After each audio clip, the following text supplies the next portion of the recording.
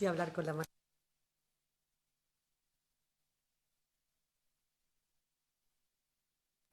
Pues buenas tardes a todos y a todas. Bienvenidos a esta comparecencia tras la celebración de la reunión semanal del Consejo de Ministros y, como siempre hacemos, comenzamos la misma con un recuerdo a todas las víctimas de esta pandemia, con un aliento a todas las personas que todavía están en fase de recuperación o que se encuentran ingresadas en nuestros hospitales y, por supuesto, con el agradecimiento a todos los profesionales sanitarios que permiten salvar vidas.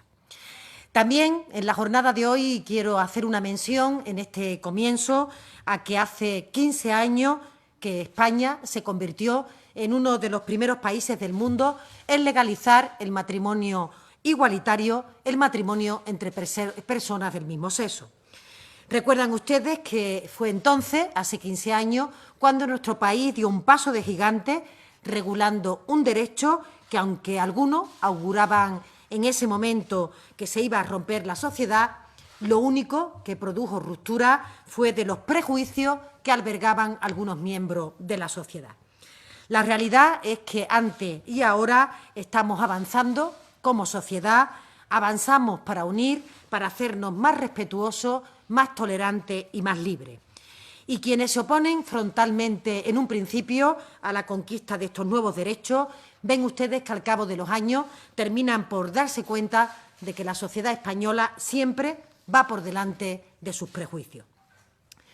También, como ven, me acompañan en esta rueda de prensa el ministro de Agricultura, Pesca y Alimentación, Luis Planas, que va a informarles sobre las medidas que se van a impulsar en la cadena alimentaria. El objetivo es que sea una cadena más justa y equilibrada. Y además saben ustedes que los sectores de la agricultura, de la pesca, desde el principio de la legislatura han estado en el centro de la agenda política como actividades esenciales que son, y además han sido dos grandes pilares que han garantizado el suministro de alimentos de toda la ciudadanía durante este estado de alarma.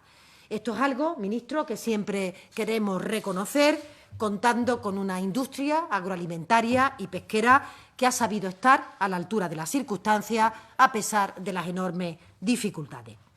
También participa en esta rueda de prensa el Ministerio y el ministro de Ciencia e Innovación, Pedro Duque, que va a informar sobre la situación actual de las investigaciones a nivel nacional, también la referencia internacional para encontrar una vacuna para el COVID-19. En ello, ministro, tenemos puestas nuestras esperanzas. En el repaso habitual, antes de entrar en los temas, también me gustaría trasladar tres cuestiones que son de especial relieve, de especial significación política. La primera está relacionada con la situación epidemiológica de la pandemia. Saben que las comunidades autónomas continúan monitorizando, aislando los casos que se van detectando, actuando verdaderamente con agilidad, lo que demuestra que nuestro sistema preventivo está engrasado y está funcionando. Pero, como decimos siempre, mientras que no contemos con esa terapia eficaz, tenemos que aprender a convivir este tiempo con el virus y seguir manteniéndolo a raya. Depende de la conducta individual, de lo que hagamos todos y cada uno de nosotros, de nuestra actitud responsable y de que cumplamos con las recomendaciones básicas que nos dictan los sanitarios y los expertos. La pandemia, como ven ustedes, sigue extendiéndose en el resto del planeta y esto es una advertencia clara, una señal inequívoca de que no podemos bajar la guardia, no podemos confiarnos ni a nivel individual ni a nivel colectivo. Precisamente esta entrega de material de ayuda contra la COVID-19 es uno de los motivos del viaje a Mauritania que el presidente del Gobierno ha emprendido justo al finalizar el Consejo de Ministros. Se trata, como ven, del primer viaje internacional del presidente desde que se inició la crisis del coronavirus y contiene un doble objetivo. De un lado, mantener un encuentro bilateral con el presidente de Mauritania al objetivo de fortalecer la relación entre ambos países y también hacer la entrega de este cargamento. De otro lado, participar en la Cumbre Internacional sobre el Sahel, una zona que atraviesa una grave crisis humanitaria y económica. Una reunión en la que informo también que van a asistir el presidente francés, el secretario general de Naciones Unidas, el presidente de la Comisión de la Unión Africana y el presidente del Consejo Europeo, entre otras autoridades. De otro lado, también quiero transmitirle que esta semana es decisiva para la política internacional de nuestro país, porque a partir de la misma se van a reabrir las fronteras exteriores de la Unión Europea. España va a adoptar las recomendaciones europeas que permiten la entrada de viajeros de terceros países. Como saben, una lista de 15 territorios sobre los que se va a iniciar esta reapertura de fronteras. En concreto, Tailandia, Argelia, Australia, Canadá, Corea del Sur, Japón, Georgia, Montenegro, Nueva Zelanda, Ruanda, Serbia, Túnez, Uruguay, Marruecos y China. En estos dos últimos países, China y Marruecos, España exigirá también reciprocidad, es decir, que se abrirán las fronteras cuando estos Estados, a su vez, permitan la entrada de españoles en su territorio. La lista de países se ha realizado, como viene informando la ministra de Exteriores, por criterios puramente epidemiológicos y no diplomáticos. Se ha tenido en cuenta, por ejemplo, que el nivel de casos en esta zona se encuentren en o por debajo de la media europea, en torno a los 16 casos por cada 100.000 habitantes. Una foto cambiante dependiendo del día y de la semana donde se registren los datos epidemiológicos. Otro criterio que también se han barajado es la fiabilidad de estos mismos datos que se comunican o que la curva se encuentre en una fase descendente en relación con el número de contagios. Como digo, criterios que todos los países los hemos adoptado sabiendo que la foto va variando y que, por tanto, en esa periodicidad de revisión, que será quincenal, podrán entrar nuevos países en la próxima revisión o incluso que algunos de los que están actualmente en la lista puedan salir, ojalá que no, porque su situación epidemiológica se haya agravado. También informo que en el día de hoy se ha publicado en el BOE una orden que prorroga una semana más la restricción de entrada de viajeros desde países de fuera de la Unión Europea y del espacio Schengen durante una semana. Es una medida que se había adoptado de forma precautoria para incorporar las recomendaciones que se están dictando en el día de hoy. Por eso, la previsión de nuestro Gobierno es que entre el 2 y el 3 de julio se puedan abrir las fronteras de nuestro país con los países de este listado que ha cerrado, que ha acordado el conjunto de la Unión Europea. Se trata de un paso muy importante en la reactivación de los movimientos internacionales y, como les he comentado, requiere de un abordaje monitorizado, compartido, con las medidas de seguridad y de control que se aplican a las personas que proceden de países terceros. Y creo que es momento de ser muy claro en esto. En los aeropuertos españoles se han puesto en marcha todas las medidas de control y de seguridad frente a la COVID-19 que se han considerado necesarias y útiles en ese abordaje común que se ha hecho en la Unión Europea. Se hacen controles documentales, controles de temperatura, en consonancia con las recomendaciones de la Comisión y también con la colaboración de la Agencia de Seguridad Aérea, las compañías también aéreas y el Centro Europeo para la Prevención y el Control de Enfermedades. Me estoy deteniendo en este punto porque flaco favor hacen a este sector turístico y a nuestra economía quienes día a día ponen en duda que se están realizando los controles necesarios. Hay quienes parece que están instalados en una actitud de protesta permanente sin importar si su afán de crítica al Gobierno se lleva por delante a miles de empresas que viven del turismo de nuestro país. Por tanto, creemos que es irresponsable alentar falacias en torno a este tema.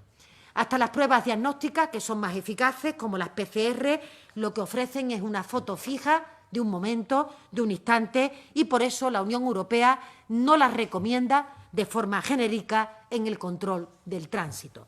Por tanto, lo que de verdad importa y lo que el Gobierno ha trabajado de la mano de este sector y del resto de países es que las medidas sean viables, sean útiles para hacer un seguimiento lo más temprano posible, porque esa es la manera más eficiente de cortar la transmisión del virus.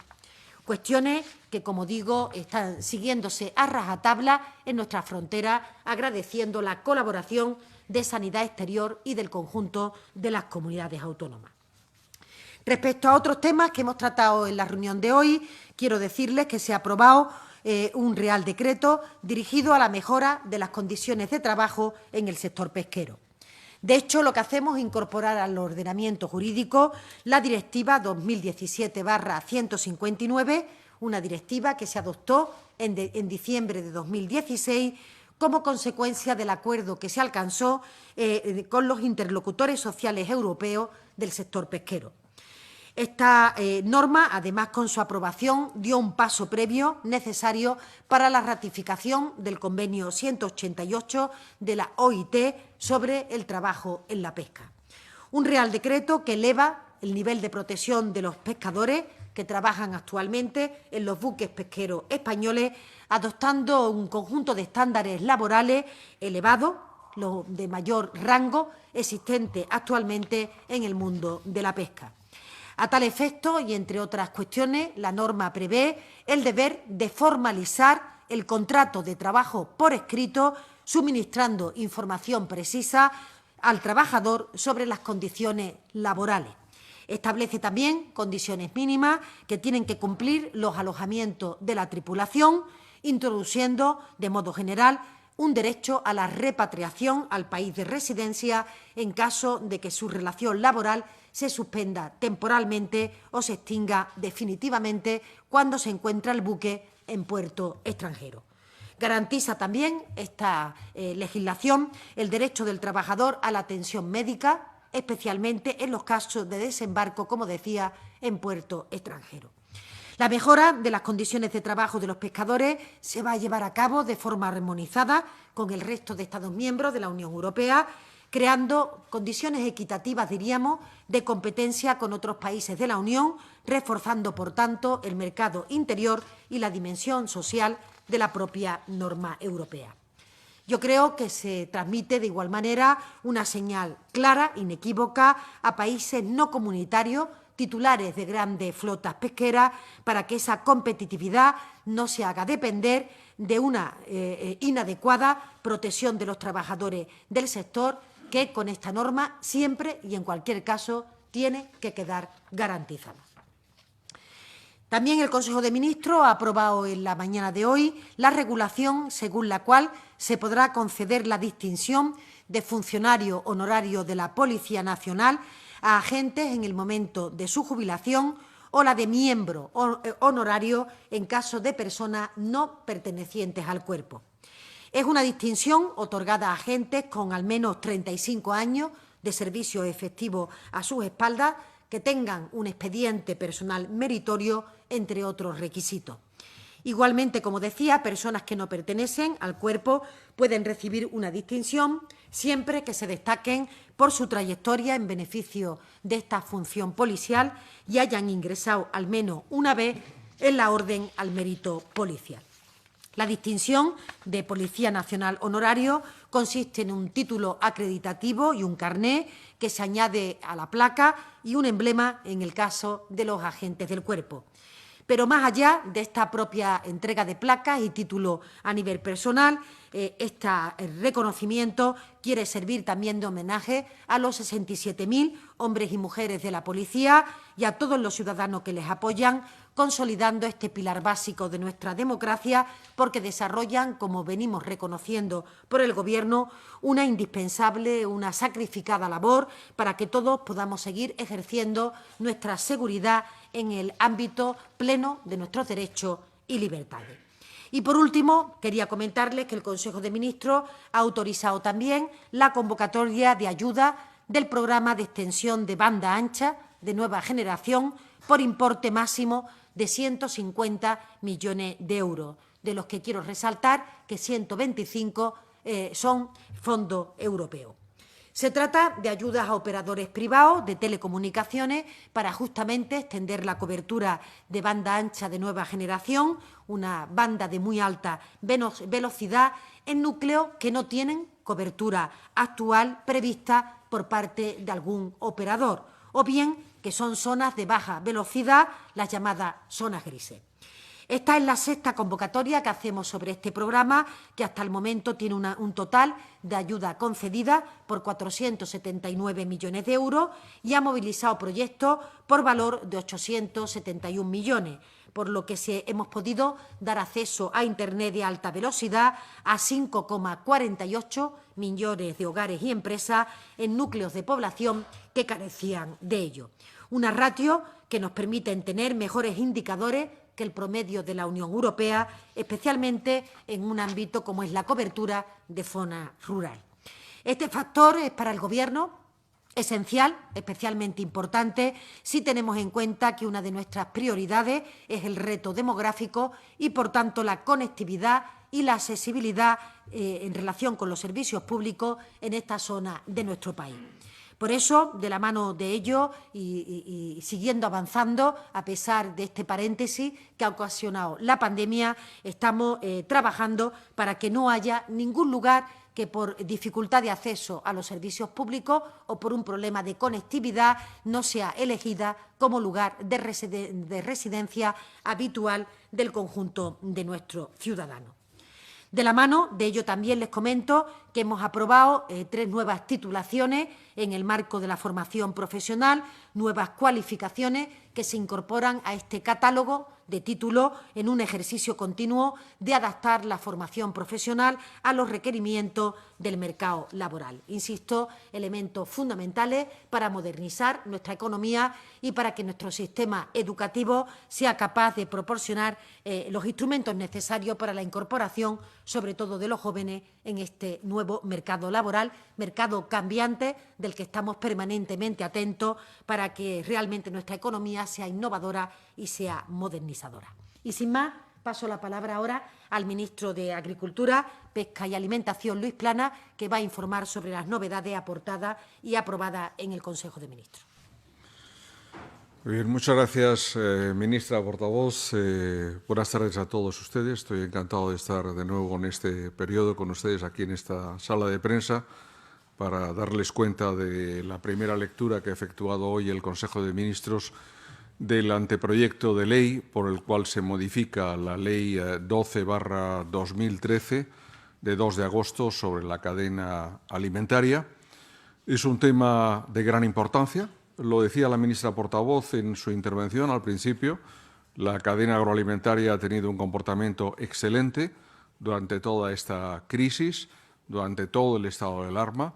Agricultores, ganaderos, pescadores, industria, cooperativas, distribución, empresas y trabajadores se han comportado de una forma, yo diría, que ejemplar. Y creo que el mejor reconocimiento que el Gobierno puede hacer es intentar abordar algunos de los temas de fondo que se plantean en relación con una cadena alimentaria, como les decía, que es moderna y que es competitiva, pero que no está desprovista de problemas estructurales. Yo diría que son básicamente 3. Por un lado, el desequilibrio de la propia cadena. Este no es un fenómeno exclusivamente español, es un fenómeno sin duda europeo. Nos encontramos con que la cadena alimentaria suele en su formación de precios no situarse de abajo a arriba, sino en muchas ocasiones de arriba a abajo. Y desde luego está desequilibrada entre distintos elementos de la propia cadena. El segundo es la falta de transparencia en la propia formación de los precios y el incremento del valor en la cadena alimentaria.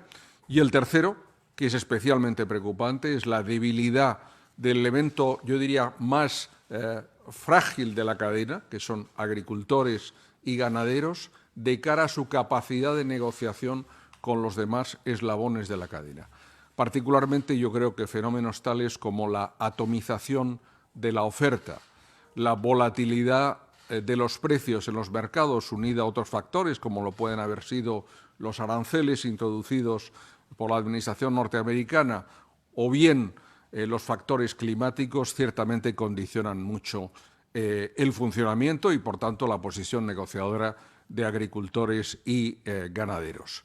Respondiendo a esta situación y en reivindicación de unos precios justos, vivimos en los meses de enero y febrero de este año una intensa movilización a lo largo y ancho de España que realmente llevó al conjunto de la población la preocupación que tenían nuestros agricultores y ganaderos por percibir unos precios justos por su trabajo y por los productos que producían y que ponían a nuestra disposición.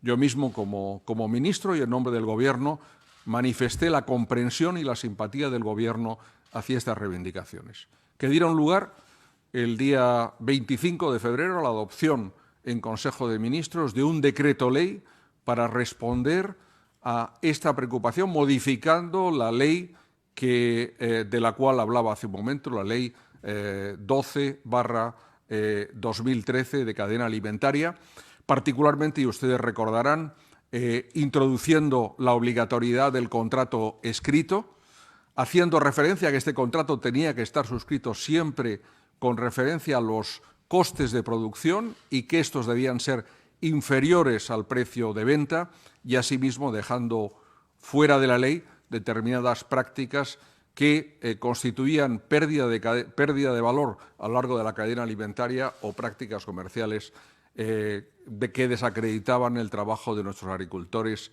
y ganaderos. Pues bien, hoy damos cuenta de la segunda fase en la modificación de la ley, que es una continuación del compromiso de este Gobierno, no solo por mejorar la cadena alimentaria, sino por responder a la preocupación de nuestros agricultores y nuestros ganaderos. Este anteproyecto de ley, cuya primera lectura ha efectuado el Consejo de Ministros, incluye como aspectos más importantes los siguientes. En primer lugar, la ampliación del marco de la referencia espacial. La ley del año 2013 era una ley exclusivamente española.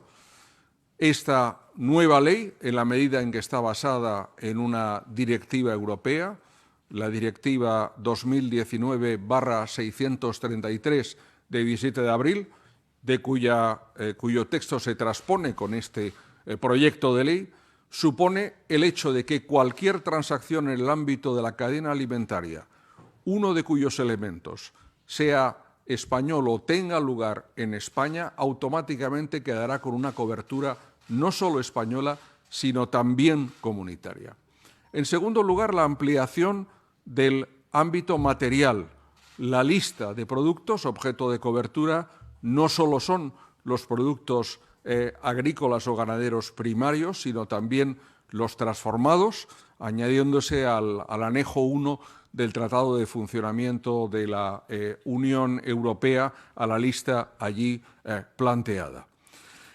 Segundo apartado, el relativo a los contratos. Había indicado antes, el decreto ley los convirtió en obligatorios, es un elemento fundamental y a partir de aquí ampliamos el número de supuestos y también el contenido de los mismos. Un tercer elemento es que ampliamos el número de las prácticas comerciales consideradas desleales en base a la directiva comunitaria que acabo de mencionar en un doble sentido. La denominada lista negra, es decir, prácticas que están en todo caso prohibidas, y la denominada lista gris, es decir, aquellas que pueden ser toleradas en la medida en que hayan sido objeto y contenido en el reflejo contractual correspondiente. Por ejemplo, en las prácticas de la lista negra, es decir, las definitivamente prohibidas, está la cancelación de un contrato de productos perecederos en plazo inferior a 30 días, lo cual convierte en imposible para el productor el buscar un nuevo mercado, un nuevo comprador a este respecto. Otro ejemplo en relación con la segunda lista, la lista gris, la posibilidad pues de que por parte de comprador y vendedor se pacten determinadas condiciones en relación con los costes o soporte de la publicidad de la venta de un producto determinado. Cuarto y quinto aspecto. El cuarto se refiere a la tipificación y a las sanciones que incorporan la legislación europea. Y finalmente la AICA, la Agencia de Información y Control Alimentario, es considerada por este proyecto de ley como la autoridad nacional de referencia a los efectos del conjunto de la Unión Europea. Como ustedes saben, la AICA es una agencia vinculada al Ministerio de Agricultura, Pesca y Alimentación, que hace una labor tremendamente interesante desde el punto de vista del seguimiento justamente de todo lo que se refiere a la cadena alimentaria, la formación de precios, pero también tiene una capacidad de investigación y una capacidad sancionadora en relación con todos los elementos que puedan suponer infracciones relativas a la ley y a la legislación en materia de cadena alimentaria. La ICA, en ese sentido, es el elemento central que coordina, a su vez, a las instituciones de control y de seguimiento y de inspección de las comunidades autónomas en la misma materia. Como ustedes saben, hoy, cuando una transacción en el marco de la cadena alimentaria se celebra en todos sus eslabones en el seno de una comunidad autónoma, es esa comunidad autónoma la plenamente responsable de la aplicación de la ley. Pero como suele ocurrir en la mayor parte de los casos, lógicamente las diversas transacciones tienen lugar en diferentes territorios de España. Ahí, lógicamente, las comunidades autónomas tienen competencias que ejercen también en esa labor inspectora y, en su caso, sancionadora en la materia. En este caso, además, este proyecto de ley, anteproyecto de ley, amplía no solo a España, sino al marco de la Unión Europea la aplicación de la misma. Pues bien, después de esta primera lectura que efectuamos en el día de hoy, iniciará su trámite. Esta primera lectura ha venido precedida, y un buen ejemplo, ministra portavoz, del funcionamiento de la Administración durante este estado de alarma. Desde el día 1 al 29 de abril, pues lo sometimos a exposición pública. Tuvimos 87 aportaciones por parte de los interesados en la materia. El día 15 de junio reunimos al Observatorio de la Cadena Alimentaria. Hoy hemos pasado el documento, ha sido objeto de lectura en el Consejo de Ministros y a partir de aquí será objeto de informe por parte de las comunidades autónomas, por parte de la Comisión de los Mercados y de la Competencia, por parte del Consejo Económico y Social y también del Consejo de Estado, y esperamos que pueda ser aprobada por el Consejo de Ministros en el próximo otoño. Es un paso adelante muy importante, aparte de la propia textualidad muy importante del contenido legal de la ley. Quiero significar que constituye, junto al decreto ley aprobado en el mes de febrero, un proceso de transformación estructural de nuestro sector primario y de nuestro sector agroalimentario que supone, en definitiva, yo diría que un elemento fundamental por la contractualización desde el punto de vista de la seguridad jurídica, pero también de la planificación empresarial y, en definitiva, de la capacidad de competencia y de buen funcionamiento del sector. Ministra portavoz, dos referencias muy breves a dos temas que traigo también en el índice verde del día de hoy.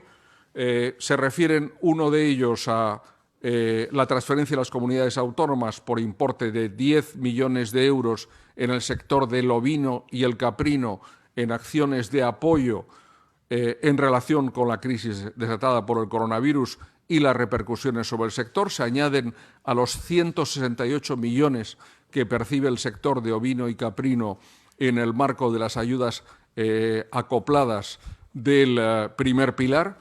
Y, en segundo lugar, un importe de 3.387.772 euros para las paradas temporales de la flota en Golfo de Cádiz y en Mediterráneo. E igualmente hemos aprobado hoy otro decreto en materia del programa de apoyo al sector vitivinícola español, el PASBE. Y, finalmente, un comentario. La ministra portavoz ha presentado hace un momento un decreto que yo considero tremendamente interesante, del cual el Ministerio de Trabajo y Economía Social, y quiero rendir homenaje a mi colega la ministra, ha hecho un excelente trabajo en relación con la mejora de las condiciones en el sector de trabajo en el sector pesquero. Ha sido un trabajo con apoyo, lógicamente, del Ministerio de Agricultura, Pesca y Alimentación, del Ministerio de Transportes y también del Ministerio de Inclusión Social. Y, además de transponer, como se refería hace un momento, esta directiva, supone un elemento muy importante desde el punto de vista tanto de la modificación del artículo 8 del Estatuto de los Trabajadores en relación con los contratos escritos de los tripulantes a bordo de los barcos pesqueros, como elementos tan importantes como la repatriación o el seguro de repatriación cuando aquel tripulante se encuentre en un país tercero, en un caladero o en un puerto determinado, y, como indicaba muy bien la ministra portavoz, resumiendo este decreto, lo referente a las condiciones de trabajo y habitabilidad, condiciones en las cuales este Gobierno es particularmente sensible y respecto de las cuales estamos trabajando en el marco de la reforma actual que estamos discutiendo. Ayer mismo lo hacía en el Consejo de Ministros de Agricultura y Pesca de la Unión Europea, de la reforma del Fondo Europeo Marítimo y de la Pesca, para que se puedan mejorar las condiciones de seguridad, las condiciones de trabajo, de habitabilidad y la eficiencia energética de nuestros buques de pesca. Muchas gracias. Muchas gracias, ministro, con nuestro agradecimiento siempre al sector agroalimentario por habernos abastecido durante una época tan dura. Y a continuación paso la palabra al ministro de Ciencia e Innovación, a Pedro Duque. Gracias, ministra portavoz. He presentado un informe del estado de las investigaciones que, financiadas por el Gobierno, se están realizando en ciencia e innovación. Como saben, España ha hecho un esfuerzo singular en proporcionar recursos para la ciencia e innovación para tratar de buscar soluciones a esta pandemia. Uno de los proyectos, uno de los fondos que hemos abierto, es simplemente uno de ellos, tenía 24 millones de euros, en los cuales se han aprobado multitud de proyectos, 127 en total, de un total de 1.500 presentados. Se ha evaluado muy rápidamente y muchos de ellos pues están llevando ya a muy buen puerto. Hay de muchísimos tipos, no destacaré todos. Por supuesto, se inició cuanto antes los ensayos clínicos para tratar de encontrar qué medicamentos actualmente aprobados para otras enfermedades pudieran ser útiles para esta enfermedad. En España, como siempre, en total, entre estos y los que se hacen comercialmente, pues en España, como digo, como siempre, pues hay mucho liderazgo en ensayos clínicos. Ahora mismo están casi 100 ensayos clínicos en marcha en España, tratando de buscar los mejores tratamientos. Otra área que destacaré serían las nuevas técnicas de diagnóstico. Como sabemos, pues el diagnosticar y hacer las pruebas a los enfermos, etcétera, pues vendría muy bien nuevas tecnologías y hemos puesto una serie de proyectos, hemos aprobado una serie de proyectos en los cuales se está trabajando y que se está bastante cerca de la solución de varias diversas soluciones, no solo de encontrar el virus en los propios enfermos, sino también de encontrarlos en los ambientes, encontrarlos en los residuos, encontrarlos en las superficies, de tal manera que podamos dentro de poco, desde la ciencia e innovación, ayudar al control de la epidemia. Y bueno, dentro de, por supuesto, todos estos proyectos hay los proyectos singulares que son los de la vacuna. En el mundo hay unos 180 proyectos de vacunas a nivel internacional que estamos vigilando, que estamos siguiendo.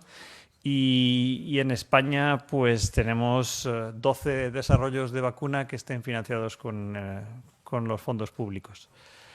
5 de los 12 grupos ya tienen lo que ellos llaman el candidato vacunal, es decir, han terminado esa fase de la ciencia de saber qué es lo que proponen como vacuna y están empezando ya los ensayos de momento en fase preclínica en animales. Uno de los proyectos que bueno, ya se ha hablado muchas veces, que a final de abril ya tenía el candidato vacunal, ya ha terminado una fase de ensayos en animales que proporcionan mucha esperanza sobre este tipo de vacuna.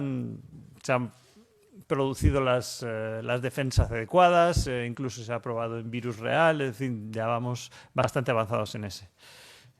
Paralelamente hemos también financiado desde el área de innovación la reconversión o la adaptación de los medios productivos de varias empresas que producían vacunas veterinarias y otras que requerían ampliación, de tal manera que ahora va a existir dentro de unos pocos meses producción nacional de vacuna utilizable para humanos. Y yo creo que este es un producto, o sea, una consecuencia muy, muy positiva de los proyectos que hemos financiado. En concreto, en estas empresas, por supuesto que se está hablando con los propios investigadores españoles para fabricar, cuando sea posible, empezar a fabricar ya las vacunas que descubran ellos, pero también Esto ha dado como resultado que empresas internacionales también están en conversación con empresas españolas para traer alguna parte de la fabricación de las vacunas a España. Está claro que, y ahora hablaré de ello, en el área del desarrollo comercial de las vacunas hay algunas que se están ofreciendo ya que van algo más avanzadas que las vacunas españolas y por supuesto que estamos decididos a mantener la vigilancia sobre todo esto y también proporcionar la vacuna cuando esté disponible. Yo creo que de todas maneras hay que continuar con nuestros proyectos de vacuna por varios motivos. Primero, porque son desarrollos científicos de enorme valor. Segundo, pues porque varias de las vacunas que están desarrollando los investigadores españoles están basadas en conceptos diferentes y ahora mismo todavía no hay una seguridad muy clara sobre cuáles serían los conceptos de vacuna que serían más efectivos y por lo tanto podrían terminar siendo mejores que las actuales. Después, por supuesto, tener un desarrollo de vacuna propio pues pone al país en una situación más favorable cuando se trata de hacer las negociaciones con algún fabricante externo y, como hemos dicho, pues el desarrollo de las empresas que conlleva el desarrollo de las vacunas también es un bien en sí mismo que será parte del cambio de modelo productivo de España y también proporcionarán la posibilidad de fabricar para terceros. El acceso de los españoles a la vacuna está ahora mismo, hemos conseguido que, y estos son esfuerzos, por supuesto, sobre todo y casi exclusivamente de personal del Ministerio de Sanidad, que la Unión Europea coordine las negociaciones de todos los países europeos para los siguientes pasos de negociación con los diversos fabricantes de vacuna mundiales. Existe un compromiso entre todos los países europeos de que la compra de vacuna, cuando se produzca, se hará globalmente, se hará iniciada con fondos propios europeos y ya pedirán si hace falta dinero adicional a los estados.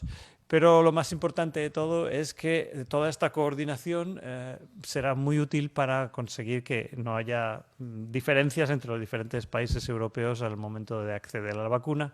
Y los compromisos incluyen la distribución de los lotes de vacuna que se compren de forma justa, proporcional a la población, a las necesidades, a criterios que se están definiendo prácticamente en estas semanas. En el comité ejecutivo de los 7 países que están liderando la selección de vacunas y la conversación con los diversos fabricantes está también los representantes españoles. La Agencia Española de Medicamentos tiene mucho prestigio, por lo tanto está en el grupo de líderes de los países que están llevando a cabo esta negociación. Con cautela, por supuesto, que faltan muchas pruebas y faltan mucho todavía que investigar en esto. Somos optimistas en que habrá vacuna, que seremos capaces de diferenciar qué vacuna es la que mejor funciona y que estará a disposición del sistema de salud de España en el momento que se demuestre suficientemente su seguridad y su efectividad. Yo creo que todo esto que hemos pasado, también una de las consecuencias que ha tenido es que hayamos entendido todos que el sistema de ciencia e innovación de un país es importantísimo para poder ser capaces de resolver cualquier problema que ocurra, aparte de todo lo que ya sabíamos, que la ciencia y la innovación son los que proporcionan la rentabilidad, los mejores productos, la competitividad de las empresas y hemos llegado todos, creo, a la conclusión de que es crucial de que la reconstrucción del país vaya encaminada en parte y en gran parte con el cambio del modelo productivo, aunque sea paulatino, pero que tendría que apoyarse mucho más en la ciencia y la innovación. Durante este mes de julio esperamos presentar un plan con reformas y recursos concretos para abordar los cambios que necesita nuestro sistema de ciencia para ser mucho más eficiente y para proporcionar mejoras a la competitividad. Como primer eje sería la investigación biosanitaria, es decir, reforzar esta investigación, tanto en vacunas o en salud pública. Vamos a proponer cambios en ese sentido. Un segundo eje es el de la transformación del sistema de ciencia y atracción de talento, de manera que las condiciones en las que trabajen los científicos sean más favorables. Todos sabemos cuáles son los problemas que ahora mismo arrastramos en ese sentido. Y un tercer eje, por supuesto, es el impulso a la investigación empresarial, a la transferencia de tecnología y la industria de la ciencia. Pienso que ahora mismo es un momento en el que la sociedad, todas las administraciones públicas, los grupos parlamentarios, todos coincidimos en que tenemos que darle un refuerzo a nuestro sistema de ciencia y que es el momento de invertir en ciencia es ahora. Gracias. Muchas gracias también, ministro, y agradeciendo también el trabajo de todos los investigadores y todos los agentes del conocimiento. Ya quedamos a vuestra disposición para cualquier pregunta que podamos solventar entre los tres ministros que estamos en la mesa. Muchas gracias, ministra. Tomamos la palabra. Beatriz Hernández, por ejemplo, de Europa Press.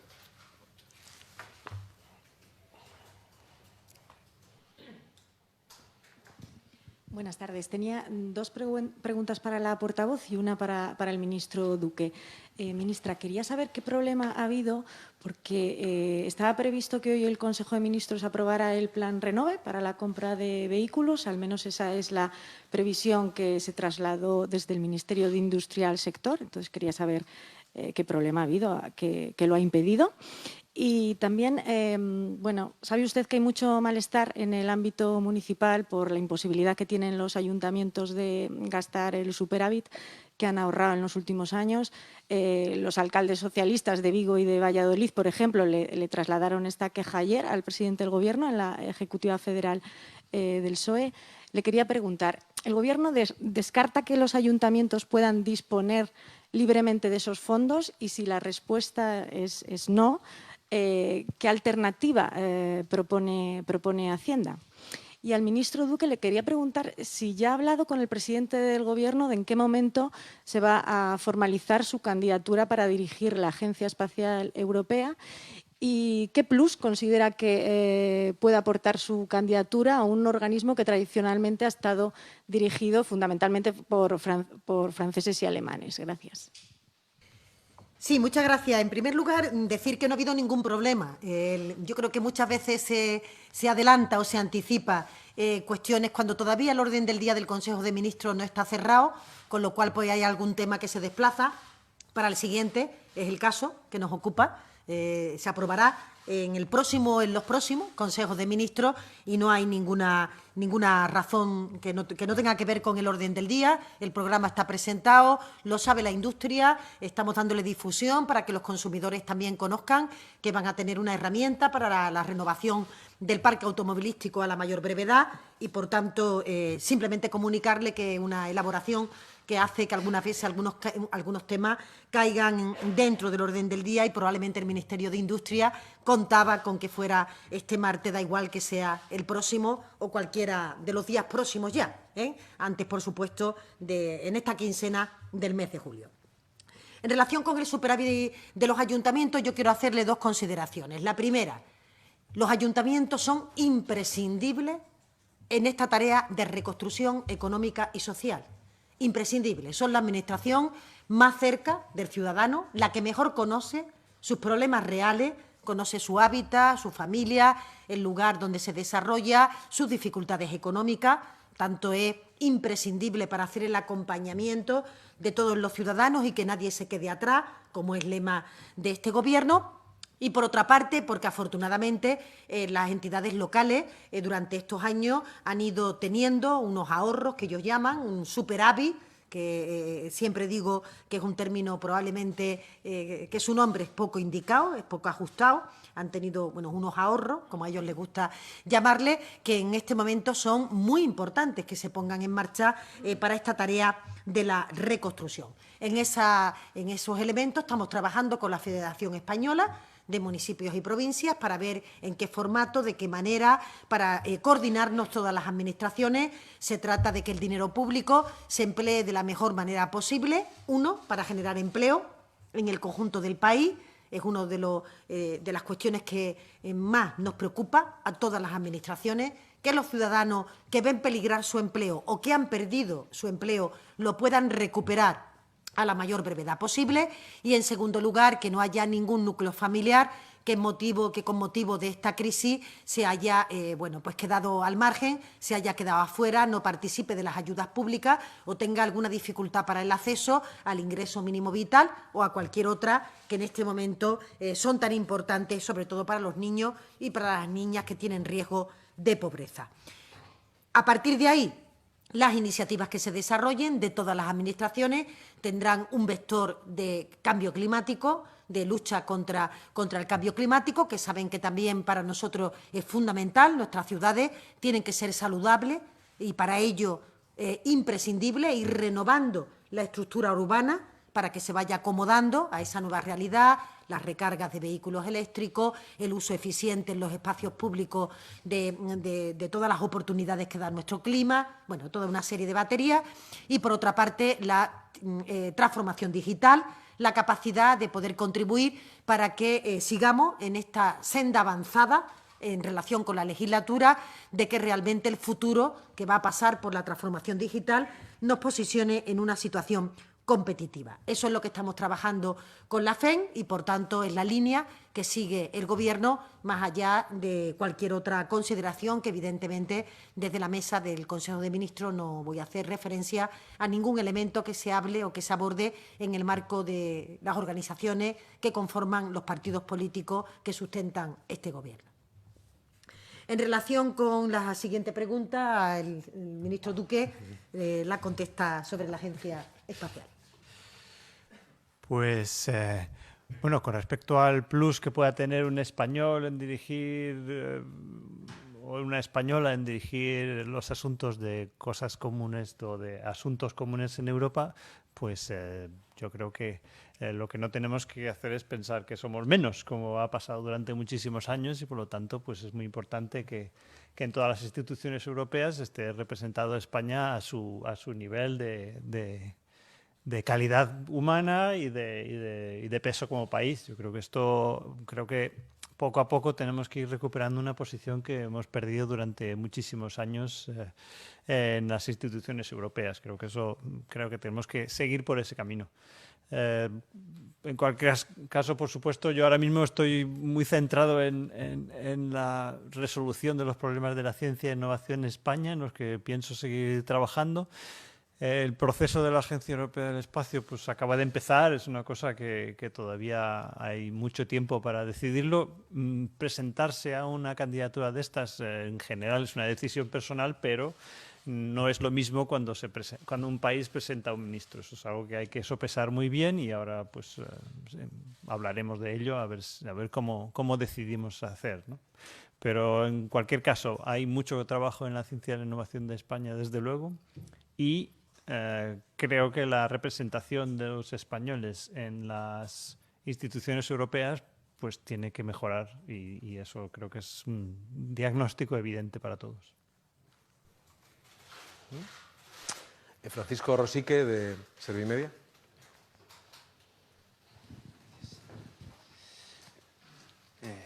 ¿Qué tal? Buenas. Quería preguntar si el Gobierno va a tomar alguna medida concreta después de que el Congreso le instara a combatir el negacionismo de la violencia de género. Y en caso afirmativo, quería preguntar que, puesto que atribuir a cuestiones estructurales o culturales esos asesinatos es una hipótesis no demostrada y que hay otras hipótesis, y que las hipótesis no son machistas ni feministas, sino que son correctas o son erróneas, y a todos nos interesa contrastarlas si queremos llegar a la verdad, quería preguntar qué diferencia habría entre silenciar esas otras hipótesis no de género y, por ejemplo, lo que la Iglesia le hizo a Galileo. Muchas gracias. Bueno, una pregunta un poco filosófica y complicada, ¿no? Hablando de Galileo.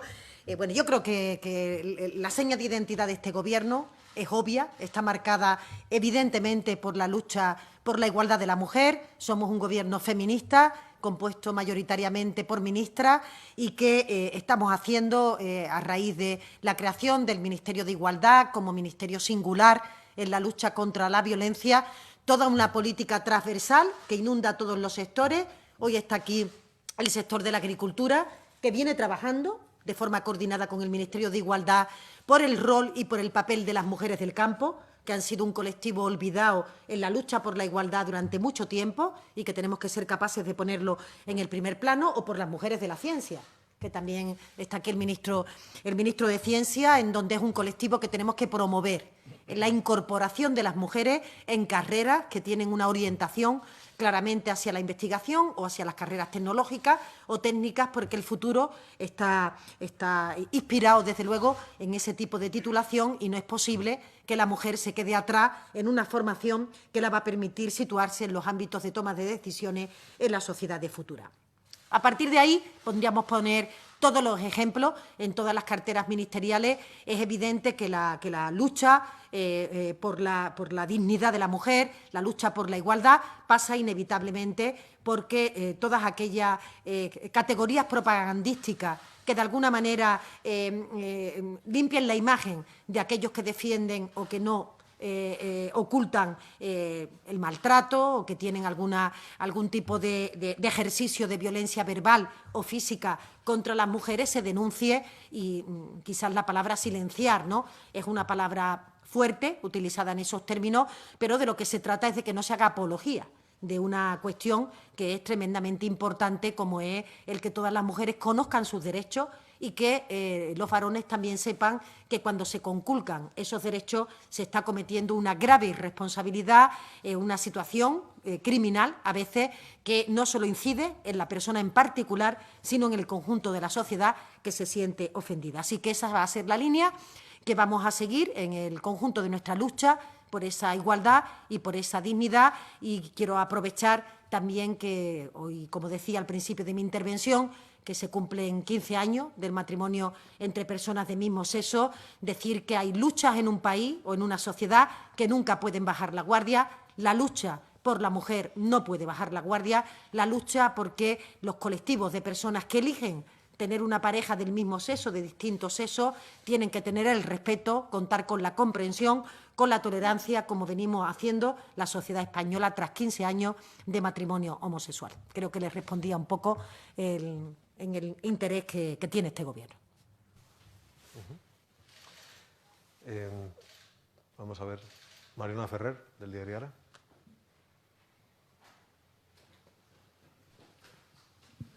Hola, buenas tardes. En primer lugar, ha comentado para la ministra portavoz que se prevé la llegada de los primeros vuelos de fuera del espacio Schengen entre el 2 y el 3 de julio. La previsión inicial era el 1 de julio, que ha hecho retrasar que finalmente sea esta fecha y si podría ser más tarde. Y también que preguntar si están en negociaciones paralelas con Marruecos, ya que no se van a abrir fronteras con este país si no es recíproco, y si tienen esperanzas de que este verano haya operación Paso del Estrecho. Y sobre Cataluña, si el Gobierno mantiene el compromiso de reunir la mesa de diálogo este julio, Ciudadanos ha puesto como condición, o bien ha dicho que sería difícil para unas negociaciones presupuestarias que se reúna la mesa, y también el presidente el fin de semana en una entrevista dijo que el clima preelectoral no ayuda mucho. Si hay incertidumbre en torno de la mesa. Gracias. Sí, gracias, Marina. En primer lugar, he intentado explicarlo porque tiene una cierta complejidad cómo es el proceso de reapertura de frontera. Hoy se ha publicado en el BOE esa orden precautoria que daba una semana de plazo al Ejecutivo, esperando que se pudieran aprobar las recomendaciones únicas europeas esta misma mañana. Probablemente en paralelo a que se esté celebrando la rueda de prensa, se están aprobando esas recomendaciones y no serán a lo largo de la tarde. Nos dimos ese margen de la semana que, por la información de la que disponemos, se podría aclarar en el día de hoy esos 15 países que acabo de mencionar o que he mencionado hace un rato, que pudiéramos abrir la frontera del espacio no Schengen y que, por tanto, si eso es así, si hoy se produce ese acuerdo de la Unión Europea con esas recomendaciones, el Gobierno de España mañana dictaría la orden y estaría en condiciones de que entrara en vigor el propio día 2 o el día 3. Por eso hemos puesto ese abanico. No hay ninguna, digamos, contradicción con lo que venimos diciendo, simplemente nos estamos adaptando a los ritmos de la Unión Europea que nos hubiera gustado que hubieran concluido el viernes, como comentamos, pero que se ha prolongado durante todos estos días. Así que ojalá en el día antes del mediodía se cierre definitivamente la lista de esos 15 países y podamos ya confirmar la apertura de fronteras a espacio no Schengen el próximo día 2 o el día 3, como muy tarde. Respecto a la reciprocidad, China es uno de los países con los que el conjunto de la Unión Europea ha establecido esa relación de reciprocidad, es decir, se incorpora dentro del listado de 15, pero sí se ha establecido que se hará esa apertura en el momento en que China también lo permita con los propios países de la Unión Europea. Y en el caso de Marruecos, la situación es algo más singular porque ha habido posicionamientos distintos de los países de la Unión Europea y España en concreto, lo que había hablado siempre con el Gobierno marroquí era justamente que se abrirían las fronteras de forma recíproca. Saben ustedes que especial incidencia tiene la operación Paso del Estrecho, en donde nuestro país recibe a miles de personas de toda Europa que en el tránsito entran en nuestras fronteras y que siguen para su camino a su lugar de destino, donde tienen a su familia, que suele ser Marruecos, y por tanto ya ha dicho el Gobierno marroquí que no abriría o que no empezaría esa operación Paso del Estrecho hasta que no tuviera la garantía de que todo está en condiciones de seguridad sanitaria para que se pueda producir. Por tanto, en el momento en que Marruecos así lo estime y lo vea conveniente, colaboraremos con ellos en cuáles serían esos controles para que no se convierta en un problema sanitario ese tránsito de miles de personas que, como ustedes saben, cruzan nuestras fronteras para dirigirse al continente vecino. Y en relación con la última pregunta, yo creo que la posición del Gobierno, y el presidente lo ha expresado con claridad siempre, ha sido bastante transparente. Este Gobierno, desde que se conformó, considera que la única solución para Cataluña es una solución dialogada, que viene de la mano de algunos entornos y algunos foros en donde queríamos discutir, debatir, diagnosticar la situación que se produce, que se viene produciendo en los últimos meses. Es verdad que la pandemia que ha concentrado la atención de todos los gobiernos, autonómico y Gobierno de España, ha significado una suerte de paréntesis en que todos los focos estuvieran puestos en el control de la situación sanitaria. Ha sido la prioridad máxima que han tenido todos los gobiernos. Todos hemos estado concentrados desde el momento en que ya volvemos a esta nueva normalidad. Hay que retomar esa agenda pactada que hubo para que pudiéramos encauzar una situación de diálogo en un conflicto que, como siempre decimos, lleva ya enquistado demasiado tiempo y que entendemos que solo a través de la palabra puede tener viso de poder encontrar una respuesta satisfactoria para ese futuro. No es el momento en nuestro país ni de vetos cruzados, no es el momento de que, estemos más señalando aquellas cuestiones que nos separan. Es el momento de altura de mira y queremos agradecer en este sentido la predisposición que ha manifestado Ciudadanos para llegar a acuerdos con el Gobierno en materias tan importantes como son las materias presupuestarias o algunas de las leyes que se han ido aprobando en los últimos días. Ojalá también en los próximos días. Son elementos distintos, nada tiene que ver. Unas cuentas públicas que impulsen la reconstrucción de un país para hacer posible que salgamos fuertes o para hacer posible que nadie se quede atrás, que son, como decimos siempre, líneas rojas de este Gobierno y que, por tanto, seguimos aspirando a que la totalidad de las formaciones políticas, incluido el principal partido de la oposición, participen de las conclusiones de la mesa de reconstrucción y también de unos presupuestos públicos que permitan cristalizar esas conclusiones para que el año 2021 podamos empezar con fuerza en una tarea de consenso y de acuerdo y que nos permita hacer lo que esperan los ciudadanos, que en este momento todos arrimemos el hombro, que aparquemos diferencias históricas o diferencias ideológicas y que nos pongamos manos a la tarea para que realmente sean las cuentas públicas las que marquen el futuro de una realidad económica que tenemos que acelerar para que las oportunidades de empleo estén en todos los sectores, pero principalmente en los sectores más jóvenes. Albert Calatrava, de TV3. Hola, buenos días. Pregunta para la ministra portavoz. Mañana se cumplen 5 años de la llamada Ley Mordaza, ante las críticas de algunas asociaciones que aseguran que con la entrada del estado de alarma se ha hecho un uso abusivo de esta ley. Me gustaría saber si el Gobierno mantiene que es una prioridad reformar la ley de seguridad o cree que, teniendo en cuenta el actual contexto, quizás esta reforma se debería dejar para más adelante, para el tramo final de la legislatura. Y permítame que insista con el tema de la mesa de diálogo. El Gobierno sostiene que habrá reunión de esta mesa durante el mes de julio, más allá de la necesidad o no, si va a ser o no el mes de julio, o cree, como dice su compañero de Gobierno, el ministro de Consumo, que quizás sería bueno hacerlo después de las elecciones catalanas. Muchas gracias. Sí, decía Andrés al principio que, empezando por lo segundo, ¿no?, por completar la reflexión, creo que he sido bastante clara en el sentido de que el Gobierno mantiene su hoja de ruta, una hoja de ruta que ha tenido ese paréntesis en términos de concentración de la tarea durante la fase epidémica, la fase de la pandemia, que no podemos bajar la guardia, pero que ya está vuelta a la nueva normalidad, nos permite ir retomando algunos de los asuntos que estaban, como decía, pues en este momento esperando una circunstancia política y una circunstancia, digamos que global de la sociedad mejor, porque estábamos con las PCR, los ingresos, los fallecimientos, con todo lo que ha conllevado la pandemia, pues le tengo que decir, absolutamente concentrado.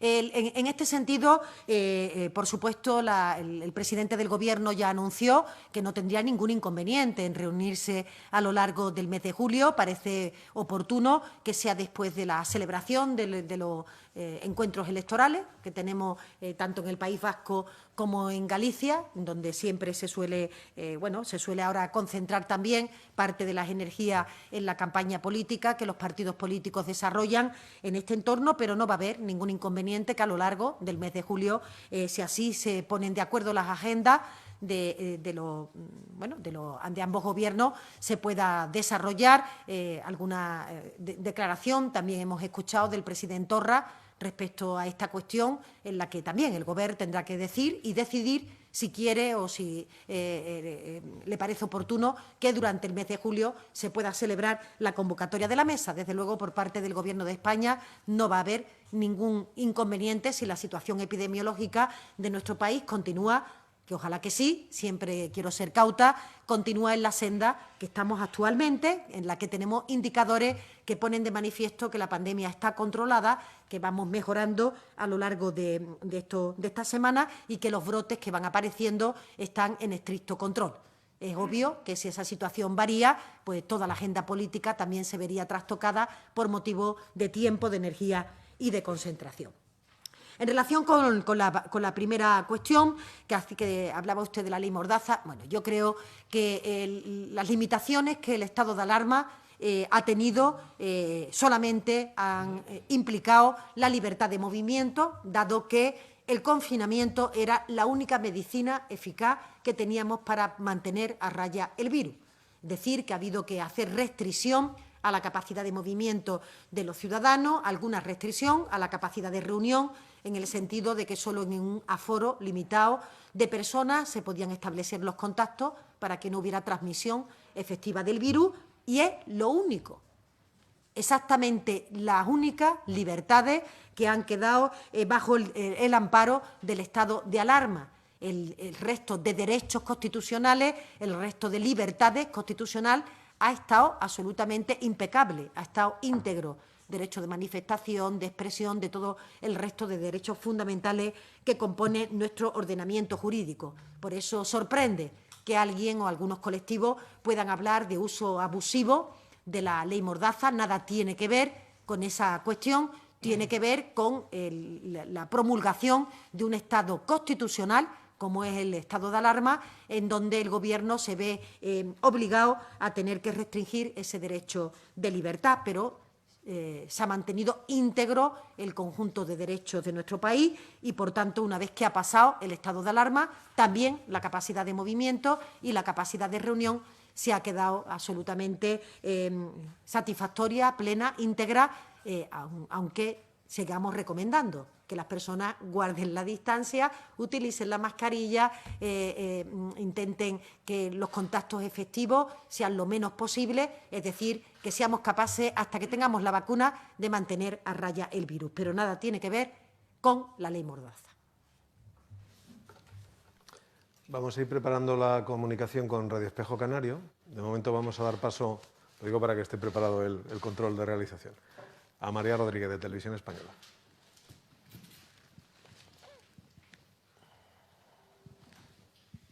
¿Qué tal? Buenas tardes. Yo tenía un par de cuestiones para la ministra portavoz. Volviendo al asunto recurrente de los presupuestos y tras los últimos gestos y movimientos de Ciudadanos, quería saber si aquí en la Moncloa dan por hecho ya un posible apoyo del partido de Inés Arrimadas a los presupuestos. Quería saber también cuándo van a empezar a negociar esas cuentas. Entiendo que después del Consejo Europeo de mediados de julio. No sé si va a ser agosto, el mes elegido por el Gobierno para intentar buscar apoyos. Y la última cuestión es si van a presentar el proyecto en el Congreso solo si tienen garantizados los apoyos, como han dicho en otras ocasiones. Gracias. Completando un poco, ¿no?, la información que he dado anteriormente, decirle que, por supuesto, los apoyos a un proyecto de presupuesto solamente se pueden contabilizar cuando así están expresados, están acordados y hay un compromiso inequívoco por parte de otra formación política, circunstancias que en este momento no tenemos.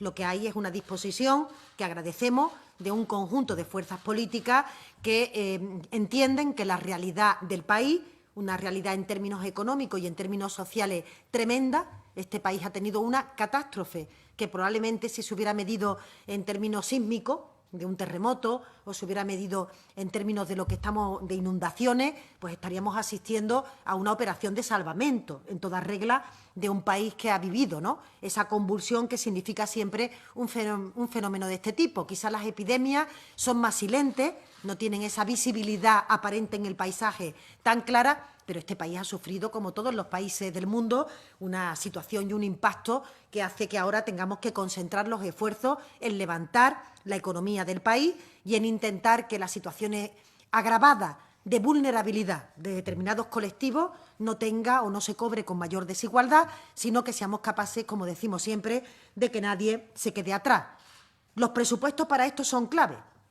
El presupuesto es la herramienta más efectiva que tiene el Gobierno, que tiene el Congreso de los Diputados, para hacer operativa, para ponerle cifra, cristalizar esa voluntad que tiene que dimanar de la Comisión de Reconstrucción. O dicho de otra manera, si no tenemos nuevas cuentas públicas, podremos tener buenas voluntades, podrá haber expresiones de todo el mundo intentando contribuir, pero no serán realidad porque no tendremos las herramientas necesarias para poder convertirlas en ejecutivas. En este sentido, por tanto, no hay ningún partido político que haya expresado que ya podemos contar con su voto favorable, aunque tenemos muchas esperanzas en muchas formaciones que realmente han querido, ¿no?, expresar su utilidad cara a la ciudadanía, y vamos a hablar con todas las que no se autoexcluyan. Y yo espero y deseo que el Partido Popular no se autoexcluya de este proceso de elaboración de las cuentas públicas, o que no ponga líneas rojas, que en este momento no ha lugar o que no son evidentemente las apropiadas para el comienzo de una reconstrucción tras una crisis económica. Quiero recordar que algunas de esas líneas rojas que el Partido Popular empieza a poner en el camino no han sido la ruta que ellos siguieron en la crisis financiera, en la que lo primero que hizo el señor Rajoy cuando llegó al Gobierno, año 2011-2012, fue una subida masiva de impuestos, indiscriminada, clase media, clase trabajadora, sobre todas las figuras fiscales prácticamente, y que, por tanto, parece que ahora, cuando el señor Casado habla de esas cuestiones, no se acuerda o no recuerda cómo ellos abordaron la crisis anterior. Decirle también que para negociar esas cuentas públicas nosotros trabajaremos en el momento en el que los datos sobre la aportación europea, imprescindible para la construcción del presupuesto, saber en qué términos, bajo qué condiciones de transferencia o préstamo se van a producir, una vez que ya el Consejo Europeo acuerde cómo se va a desarrollar esa transferencia, empezaremos a hablar con el conjunto de formaciones políticas, porque el Ministerio ya está trabajando. Necesitamos también una mejor previsión de cómo va a ser la caída definitiva del PIB para el año 2020. Ven ustedes las diferentes aproximaciones con horquillas muy amplias que hacen todos los organismos internacionales. Ambos elementos son imprescindibles para que el esqueleto de las cuentas públicas esté presentable para poder hablarla ya con números, con las diferentes formaciones que se han puesto disponibles. Lo haremos a lo largo de todos estos meses, por supuesto, durante los meses de julio y los meses de agosto. Espero que tener esa información disponible por parte de Bruselas lo antes posible y ojalá tengamos unas cuentas que cuenten con la mayor parte del consenso de las formaciones políticas, incluido el Partido Popular. Insisto en esto porque este Gobierno sigue tendiendo la mano, y lo va a seguir haciendo, al Partido Popular para que aparque esa diferencia ideológica y estas sean las cuentas de la reconstrucción. Yo preguntaba en la rueda de prensa del Consejo de Ministros anterior, si no es ahora, ¿cuándo piensa el Partido Popular que tiene que arrimar el hombro y cuándo piensa que hay que poner el granito de arena para que esas cuentas puedan contar con un amplio consenso, porque las prioridades en la reconstrucción son bastante claras? Por tanto, no solo pasa por llegar a un acuerdo en materias que son, digamos, de una mayor unanimidad, como son las materias sanitarias. Ojalá el Partido Popular en la mesa de reconstrucción llegue a acuerdo en la parte económica y podamos negociar esas cuentas públicas para la mejoría de la situación del conjunto del colectivo social, pero también del colectivo de empresarios de nuestro país, que requiere de este impulso. ¿Tiene preparada la comunicación con Radio Espejo Canario por videoconferencia? Adelante, si puedes facilitar tu nombre. Buenas tardes, Marian Álvarez, del Espejo Canario. Bueno, tengo una pregunta para la ministra portavoz en función de la información que se va conociendo de la investigación de la pieza DINA, en la investigación que se hace sobre el señor Villarejo. Quería saber si la coalición de partidos que sostienen al Gobierno han hablado ya de qué pasaría en el hipotético caso de que el vicepresidente Pablo Iglesias resultara imputado. ¿Cómo afectaría eso al Gobierno si finalmente, en función también de las acusaciones y de las querellas que anuncia Vox, el vicepresidente resultara imputado? También para la ministra portavoz, en su condición de ministra de Hacienda, al principio Europa Press le preguntaba por una solución para el superávit de los municipios. Yo le quiero preguntar por una solución para el superávit de los cabildos. También el presidente de la FECAI, de la Federación Canaria de Islas, Casimiro Curbelo, le recordaba hoy que tiene usted pendiente poner una fecha en su agenda para reunirse con los presidentes de los cabildos y ver de qué manera se puede abordar la situación económica que atraviesan a consecuencia de justamente de la pandemia del COVID-19. Me gustaría también preguntar al ministro Pedro Duque, recientemente también se hablaba de ese apoyo desde el Gobierno central a que La Palma pueda en el futuro acoger el telescopio de 30 metros, sabiendo que hay un primer destino, que no es Canarias, pero ¿de qué manera se pone en práctica ese apoyo que se hace desde el Gobierno español al proyecto canario para acoger ese gran telescopio? Y por último, me gustaría agradecer a la Secretaría de Estado de Comunicación que mantenga esta ventana abierta para los medios no habituales en el Palacio de la Moncloa, en aras de la pluralidad informativa y el ruego de todos nosotros de que siga siendo así también en el futuro. Muchas gracias y buenas tardes. Pues gracias, Marian. Así se lo trasladamos al secretario de Estado de Comunicación que estaba escuchando la cuestión. Decirles respecto a la primera pregunta, lo venimos diciendo en las últimas comparecencias del Consejo de Ministros, este Gobierno siempre respeta la investigación judicial, respeta sus tiempos, también en relación con esta materia, y no va a hacer ningún comentario respecto de cuestiones que se están estudiando por parte de la Fiscalía o por parte de los juzgados, y respetamos que sea ella quien se pronuncie en el momento en que esas investigaciones hayan concluido. Por tanto, nada que abordar y nada que el Consejo de Ministros aborde en relación con esta materia, que les puedo asegurar que nunca aborda en su seno temas que estén siendo en este momento enjuiciados por los tribunales de justicia o que estén en una vía de investigación por parte de la Fiscalía. Nunca hablamos de estos temas y tampoco vamos a interferir con ningún comentario en la acción de la justicia. En relación con la segunda cuestión, pues lo mismo que comentaba de la pregunta de su compañera, estamos trabajando con la FEN en la parte correspondiente a la utilización del superávit de los ayuntamientos, de las entidades locales, y tengo prevista una reunión muy pronto con los presidentes de los cabildos por la situación singular que tiene esta estructura administrativa en relación con la fórmula de financiación distinta en relación con otras estructuras análogas del conjunto del Estado, como pueden ser las diputaciones provinciales, porque saben ustedes que el régimen fiscal canario tiene algunas peculiaridades que no tienen otras partes del territorio y que, por tanto, me comprometí con ellos a que iba a tener una reunión pronto y que iba a estar coordinada también, de alguna manera, o digamos que alineada con las conversaciones que mantengo con la FEN. No se van a producir situaciones muy distintas en uno y en otro entorno y, por tanto, dentro de poquitos días mantendremos esa reunión con los cabildos para conocer sus sugerencias y, en la medida de nuestras posibilidades, dar una respuesta a la falta de ingresos que en este momento tienen y que les dificulta la provisión de algunos servicios públicos que son esenciales para el conjunto de la población canaria, porque están descentralizados por parte del Gobierno autonómico y que necesitamos que se siga prestando en las mismas condiciones de calidad. Y ahora me toca a mí. En relación a la posibilidad de instalación de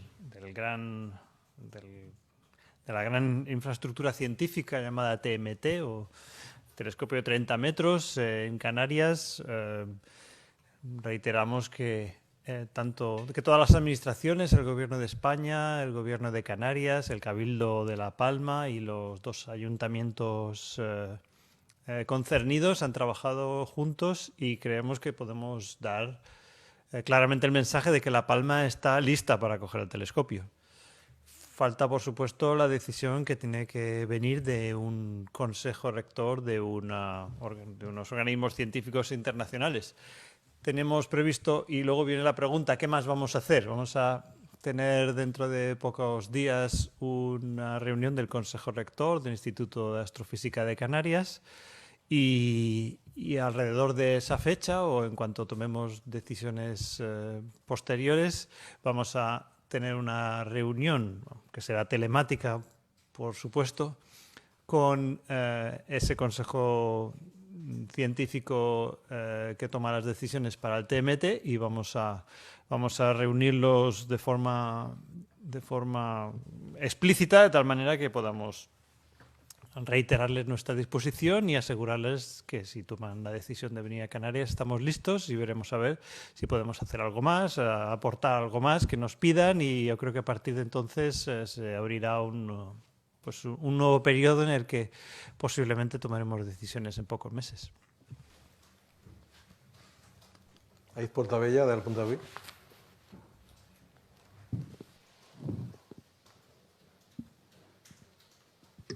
Sí, para la ministra portavoz, en primer lugar, viendo que Cataluña se precipita a unas elecciones en otoño y que eso puede complicar el apoyo de Esquerra Republicana, ¿estaría dispuesto el Gobierno a retrasar el calendario de tramitación de los presupuestos o al menos a compasarlo a las elecciones para hacer posible el apoyo de Esquerra? Y luego, para el ministro Duque, le quería trasladar el debate ético alrededor del precio de los fármacos y tratamientos contra el coronavirus. El fabricante del Remdesivir le ha puesto un precio de aproximadamente de 2.000 euros. ¿Le parece ético que imponga este precio o no hay espacio a la ética y se impone el precio de mercado y no hay nada que hacer? Gracias. En relación con la primera cuestión, he querido ser también bastante explícita en mi aportación anterior, decirle que este país necesita unas cuentas públicas y las necesita ya. Quiere decir esto que el Gobierno, evidentemente, va a dialogar con todas las formaciones políticas para presentar las cuentas en tiempo y en forma. Aún todavía ni siquiera tenemos la certeza de que vaya a haber unas elecciones en Cataluña, no ha habido convocatoria de esas elecciones, todos podemos tener más o menos una opinión respecto a esa cuestión, pero es obvio que antes contestaba su compañera que este Gobierno va a empezar a dialogar con todas las formaciones políticas en el momento en que tengamos más certeza sobre cuál va a ser netamente la aportación europea y cómo los meses que están transcurriendo aportan una previsión de caída del PIB que la puede hacer, digamos, más certera, con un abanico amplio de posibilidades que en este momento están trasladando los organismos internacionales. Por tanto, con mucha claridad, en el momento en que esas incógnitas estén despejadas, nos vamos a poner a trabajar con todas las formaciones políticas, también incluido con Esquerra Republicana de Cataluña, que, como siempre digo, más allá de las contiendas electorales, hay que tener el pulso del momento del país. En este momento se necesitan unas nuevas cuentas públicas. Es impensable que podamos continuar con las cuentas del año 18 del señor Montoro. Eso lo sabe todo el mundo, incluido el Partido Popular, que hay una voluntad inequívoca de cambiar estas cuentas públicas. Todo el mundo de forma unánime reconoce que no puede el país reconstruirse con unas cuentas del año 2018, por tanto no hay más argumentos que intentar arrimar el hombro para que podamos llegar a un acuerdo entre todas las fuerzas parlamentarias que nos permitan la conformación de esas cuentas públicas. Y la pregunta que me hacían sobre medicamentos, ciertamente casi me da pudor intentar responderla teniendo aquí a una auténtica experta en la negociación de los precios de medicamentos, como hizo con grandísimo éxito en Andalucía. Pero bueno, está claro que la ética de cuánto debe costar un medicamento es un debate complejísimo que se le ha dado vueltas muchas veces y que, por supuesto, que todo el mundo sabemos que, por un lado, hay que tratar de recuperar las inversiones de innovación y, por otro lado, por supuesto, pues, la gente tiene derecho a que le curen. Entonces, estas cosas son realmente complejas. Una cosa es, eso también es verdad, una cosa es la primera oferta y luego otra cosa es a lo que se llega después de la negociación. Y tenemos expertos que ahora mismo se pondrán a hacer este tipo de negociaciones y estoy seguro de que lo que necesiten los españoles lo van a tener. Y luego ya seguramente pues otra cosa será cómo lo consigamos, sea esta medicina o sean otras muchas que estamos descubriendo a lo largo de las próximas semanas. En el tema de la vacuna, desde luego, hay algunas compañías que lo han visto que es diferente, que existe una diferencia entre la situación actual y la situación normal, y algunas están ofreciendo las vacunas a precio de coste, incluso ofreciendo una auditoría que pueda ver sus precios de coste. Yo creo que eso es muy de agradecer y, desde luego, creo que este Gobierno y la Unión Europea tendrán en cuenta a esas compañías, desde luego, también para el futuro. Vamos a finalizar con el último turno. No te conozco bien. ¿Quién eres? Tú, sí. Ah, Antonio, hola. La verdad, y con la barba... Adelante, Antonio. Buenas tardes. A la ministra portavoz me gustaría preguntarle si el presidente del Gobierno va a llamar al líder de la oposición para pedirle el apoyo a los presupuestos o si va a reunirse con él. También me gustaría preguntarle al ministro de Agricultura qué le parece que la Consejería de Agricultura de Andalucía haya autorizado un hotel en plena bahía de los Genoveses en el Parque Natural de Cabo de Gata. Y al ministro Duque me gustaría saber si hay alguna fecha que crean que pueda ser ya efectiva ya una vacuna, si hay algún calendario de algún tipo. Muchas gracias. Sí, ahora sí, Antonio. Ahora una vez que ya, ¿verdad?, nos reconocemos incluso con las mascarillas puestas.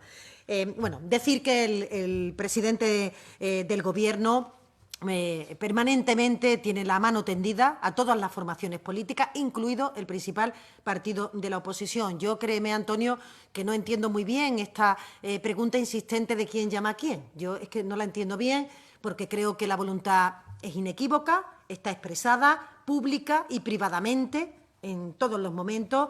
Se están produciendo y se producen muchas conversaciones que no siempre se hacen públicas, en donde hay un contacto fluido con todos los grupos que están presentes en el Congreso de los Diputados, no solamente con el Partido Popular, y la invitación a que el Partido Popular participe de la elaboración de las conclusiones de la Comisión de Reconstrucción y también de los presupuestos, lo ha expresado el presidente públicamente en reiteradas y en numerosas ocasiones. Es decir, que nadie puede agarrarse a ninguna excusa para no darse por enterado de que en este momento este país necesita que los principales partidos representativos de los ciudadanos, es decir, aquellos que estamos en el Gobierno y el principal partido de la oposición, tendrían la obligación de ponerse de acuerdo para que las cuentas públicas pudieran representar la inmensa voluntad de los españoles en cuáles son las prioridades que en el año 2021 tenemos que poner sobre el tapete, sobre la mesa, para conseguir creación de empleo, un elemento fundamental, acceso a unos servicios públicos de calidad, demostrado de manera clara su necesidad durante la pandemia, la capacidad también, por supuesto, de que nuestro tejido productivo siga creciendo y siga adoptando las transformaciones imprescindibles para que seamos competitivos en el corto y en el medio plazo. Yo creo que esa oferta está encima de la mesa, no requiere de ninguna intermediación añadida que la que se ha hecho, y ojalá que la respuesta del Partido Popular, a nosotros sí que nos da igual, que sea públicamente, que sea a través de una llamada o que sea a través de un escrito, se pronuncie en términos positivos, porque el país necesita que las principales fuerzas políticas arrimemos el hombro en un momento tan complicado para tanta parte de los ciudadanos españoles y españolas. Pensaba que iba a responder Luis. Sí. Bueno, vamos a ver, yo no tengo ninguna competencia medioambiental dentro de mi cartera en el seno del Gobierno, pero lo que quiero decirles es que en relación con el tema que usted plantea, pues me sugiere dos reflexiones. La primera, cumplimiento estricto de la legalidad, incluida, lógicamente, la legalidad medioambiental. Y, en segundo lugar, una reflexión más general, ¿no? Estamos hablando de recuperación, estamos hablando de reconstrucción. Este es un contexto en el que estamos intentando enfocar no solo España, sino el conjunto de la Unión Europea en línea con el Pacto Verde de la propia Unión Europea y, por tanto, deberíamos ver más allá de la ley si lo que hicimos hace 20, 30, 40 años en España es lo que nos sirve para ahora, para la España de los próximos 10 años, para la España del 2030, del 2050. Yo creo que esa es una reflexión que va más allá de un expediente o de un tema concreto. Se aplica, por ejemplo, a mi actividad, a la industria, perdón, a la agricultura, a la ganadería, a la pesca, a la industria agroalimentaria, pero yo creo que es un tema que se plantea a la ordenación del territorio, se plantea también, evidentemente, a los transportes y a la movilidad y a todos los sectores. Esto es lo que le puedo decir sin un conocimiento más preciso del expediente al que usted se refiere. En el caso del calendario posible de vacunas, pues seguimos pensando que hay muchas posibilidades de que con todas las pruebas hechas y con la reflexión adecuada hecha sobre la seguridad y la efectividad de vacunas, tendremos entre unos 6 y 12 meses, empezando dentro de 6 meses, podría ser el momento en el que podamos empezar a aplicar vacunas disponibles para los ciudadanos españoles a través de la Unión Europea, etcétera. Estas serán de diferentes tipos y efectividades, quizá las de más tarde sean... Esto ahora mismo no se sabe porque no se han hecho todas las pruebas necesarias. No sabemos si la primera será más efectiva o si habrá que esperar a otra. Es posible también que exista fabricación masiva de dosis algo antes que eso, 2 o 3 meses antes, por si acaso luego las pruebas salen bien para poder utilizarla. Pero eso ya... Si utilizas vacuna fabricada, digamos, antes de terminar las pruebas, pues ya dependerá mucho de las autoridades sanitarias de qué país, porque dependerá si hay muchísima necesidad, porque hay una situación epidemiológica muy compleja en algún sitio del mundo, es posible que utilicen las vacunas antes, pensando que el riesgo es menor que el riesgo que corre la población normalmente. Eso ya tendrá que verse al cabo de tiempo, pero yo creo que a principios de año que viene es donde creemos que con todas garantías será el momento en el que tengamos dosis. Ministro. Pues nada, si no hay ninguna cuestión adicional, darles las gracias, como siempre, por hacer el seguimiento a esta rueda de prensa tras la celebración del Consejo de Ministros, y no puedo despedirla nunca sin recordarle a todos los ciudadanos la necesidad de no bajar la guardia, de mantener la cautela, de seguir todas las recomendaciones que se dan por parte de la autoridad sanitaria, utilización de mascarilla, mantener la distancia de seguridad, limpieza de manos, limpieza de entornos públicos, en definitiva, seguir protegiéndonos para proteger a los que más queremos hasta que tengamos, ojalá que pronto, ministro, la solución definitiva a través del medicamento o a través de la vacuna. Muchas gracias.